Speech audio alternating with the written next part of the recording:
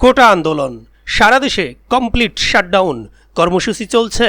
প্রিয় দর্শক, অনুরোধ রইল ভিডিওটিতে একটি লাইক দিয়ে আমাদের ইউটিউব চ্যানেলটি সাবস্ক্রাইব করে দিবেন এবং ভিডিওটি সম্পর্কে আপনার মূল্যবান মতামত কমেন্টস করে জানাবেন।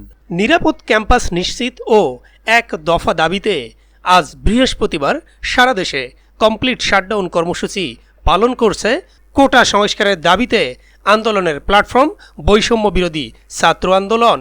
গতকাল বুধবার রাতে এক বিবৃতিতে কমপ্লিট শাটডাউন কর্মসূচি ঘোষণা করেন আন্দোলনের অন্যতম সমন্বয়ক আসিফ মাহমুদ।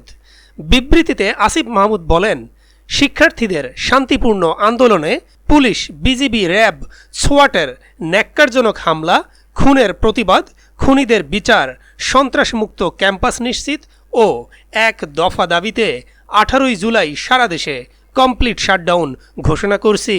তিনি আরও বলেন, বৃহস্পতিবার শুধু হাসপাতাল ও জরুরি সেবা ব্যতীত কোনো প্রতিষ্ঠানের দরজা খুলবে না।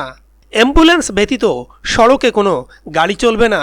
সারা দেশের প্রতিটি স্কুল, কলেজ, বিশ্ববিদ্যালয়, প্রাইভেট বিশ্ববিদ্যালয়, মাদ্রাসা শিক্ষার্থীদের আহ্বান জানাচ্ছি, কর্মসূচি সফল করুন। অভিভাবকদের উদ্দেশ্যে আসিফ মাহমুদ বলেন, আমাদের অভিভাবকদের বলছি, আমরা আপনাদের ওই সন্তান, আমাদের পাশে দাঁড়ান, রক্ষা করুন।